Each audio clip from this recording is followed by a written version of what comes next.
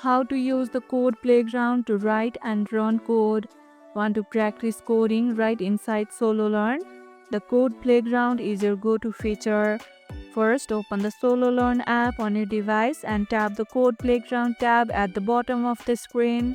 Choose the programming language you want to work with from the list.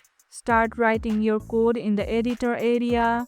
When you are ready, tap the Run button to see your code in action. You can debug, edit, and improve your code as you go.